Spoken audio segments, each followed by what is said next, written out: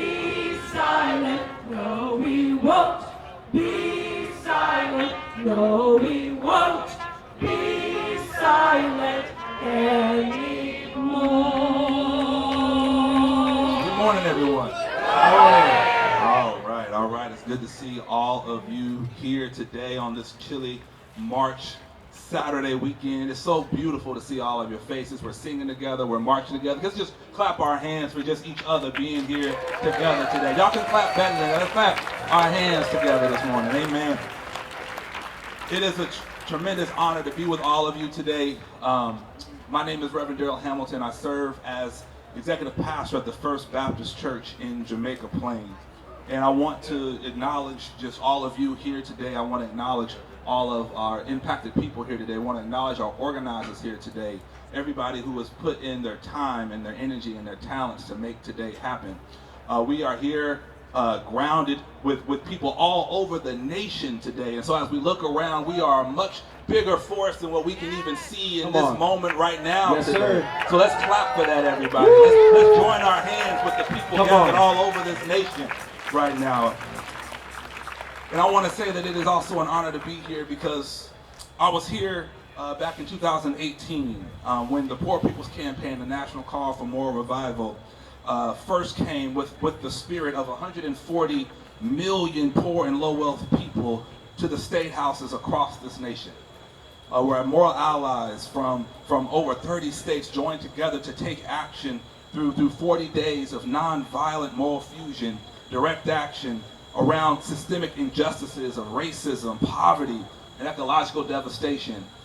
And today, 6 years after that initial effort, and on the 59th anniversary of Bloody Sunday in Selma, Alabama, we are here to take things a step further and a step forward by moving our action from 40 days to 40 weeks against our nation's campaign of violence continuing to leave people beaten, bruised, and bloody here as well as abroad. And so we are here to make that statement that we are a new and unsettling force. We are here to bring to highlight these injustices in our nation and to bring change, and that we are the instruments of that change. We all know the statistics that 40% of people living in the United States are living in economic insecurity. That 2.3 million of those people are living here in Massachusetts. That many of those people are members of my congregation who are feeling within themselves and our own households the economic squeeze of the times that we are in. That this year alone, the federal government has spent $1.1 trillion on our military industrial complex. Money that could have that could have been used to provide health insurance for 300,000 children in this nation has instead been used to kill 30,000 Palestinians in Gaza and 15,000 children. Shame indeed. Therefore, our nation's policies not only allow that poverty would be the fourth leading cause of death here in the United States, but that poverty carries with it a death sentence for people, men, women, and children across the globe. Therefore, we are here as a new and unsettling force. We are here because the time is ours to move. The time is ours to seize the attention of our nation. The time is ours to seize the attention of our leadership. The time is ours for moral allies, for faith leaders, and for the 140 million poor and low wealth people in the United States to take hold of our political power, to take hold of that power in this moment, and that we join hands and lead our nation for what Reverend Barber calls a third reconstruction, that the time is ours to organize into fusion coalitions. The time is ours to organize for 40 weeks of direct action. The time is ours to lead our nation not to insurrection but to resurrection. That the time is now for resurrection of the moral narrative. The time is now for resurrection of our moral imagination. The time is ours, and the time is now to move together. The time is ours, and the time is now to march together. The time is ours, and the time is now to come together and to stay together. That the time is here and the time is now now to listen to the voices of impacted people. The time is ours, and the time is now to not be silent anymore. That the time is ours, and the time is now to not give up until we lead this nation into the best of what this nation has yet to be. That the time is ours, and the time is now, for life is your right. Don't give up the fight.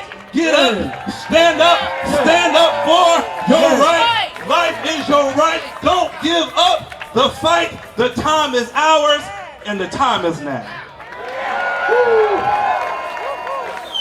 Amen. Amen. Our time. Whose time? Our time. Whose time? Our time. Whose time? Our time. Whose time? Our time. I'm Vaughn Goodwin, a tri-chair of the Massachusetts Poor People's Campaign, a national call for moral revival.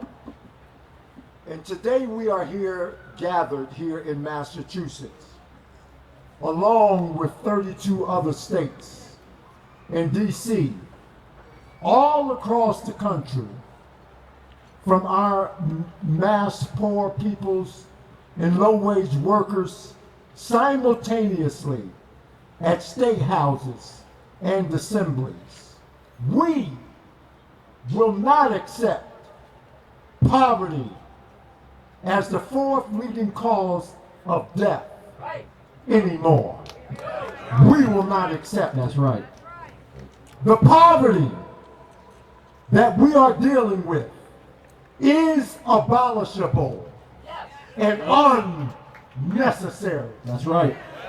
Again, it is abolishable and unnecessary. We are determined to take back the mic from extremists and from extremism.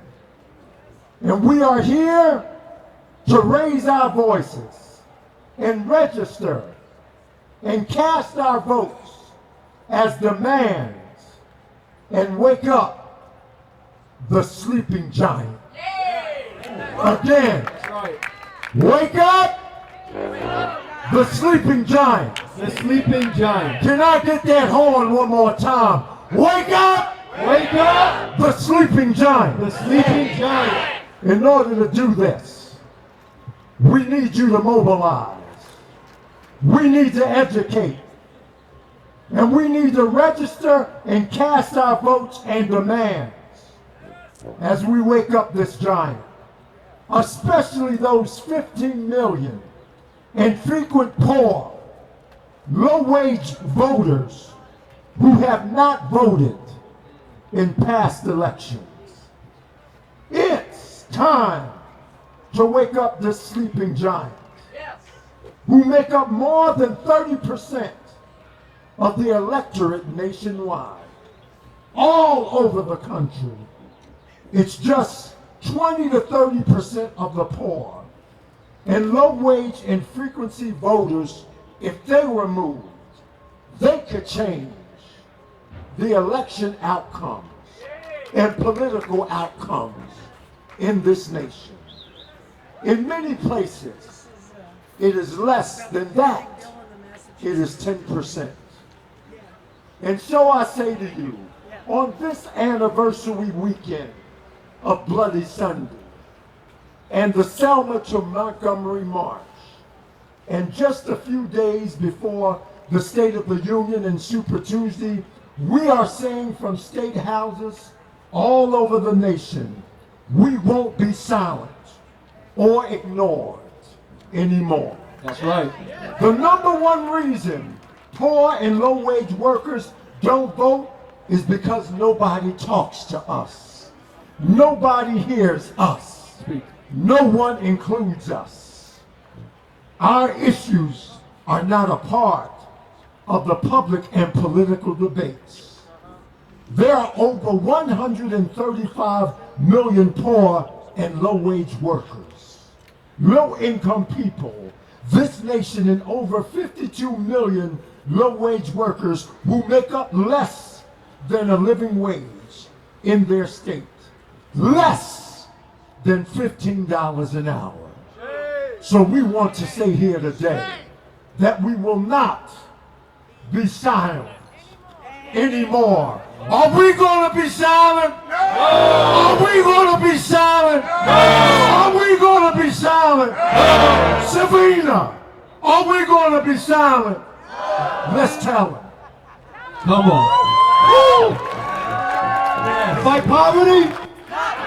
Fight poverty? We know why we're here. And ladies and gentlemen, please welcome up the Reverend Dr. Sabina Martin. Are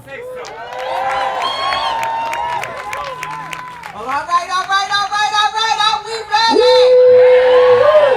Are we ready to raise our voices? We're ready. Are we ready to take back the mic? We're ready. Are we ready to mobilize and organize and register a movement that votes? We're ready. All right. I just want to thank you all for coming out today. We see everybody moving in this movement. It's about fusion building. Again, my name is Sabina Martin, and I'm one of the tri-chairs of the Massachusetts Poor People's Campaign, a national call for moral revival. And in a moment, you will hear more about the facts and what our state assembly and legislature had not done, and why those running for the State House to the White House need to know we are not an insurrection of hate. We are changing extremism in state governments, and we are challenging poverty and low wages as the fourth leading cause of death. 800 people dying a day. It's a moral, economic, and social crisis that can be abolished. And we are here to do that work. In the Bible, in Deuteronomy chapter 15, it says, "There need be no more among you. Poverty and low wages are bad political choices, and we cannot be disengaged anymore from the political process. If poor and low-wage people vote at the same rate as others, every political calculation can shift." Reverend Dr. King said at the end of the Selma to Montgomery March, "The great fear of greedy aristocracy in the nation was for the masses of Negro and poor whites to come together and form a voting bloc, that could change the economic architecture of the nation." So as I wrap up today, it is white, black, Hispanic, Latinx, Asian, and indigenous people, us here today, That's right, who know represent more than 80 million voters and 20 million who have not yet voted. But let me tell you, today is the fusion movement built across all lines of division. And we are here, and we ain't going nowhere. that's right, All right. that's right. Everybody's got a right to live. Everybody's got a right to live. We say poverty no more. We want justice for the poor. Everybody's got a right to live. One more time, you know it. Everybody's got a right to live. Everybody's got a right to live. We say poverty no more. We want justice for the poor. That's right. Everybody's got a right to live, to heal. Everybody's got a right to heal. Everybody's got a right to heal. We say poverty no more. We want justice for the poor. Everybody's got a right to heal, to learn. Everybody's got a right to learn. Everybody's got a right to learn. We say poverty no more. We want justice for the poor. Everybody's got a right to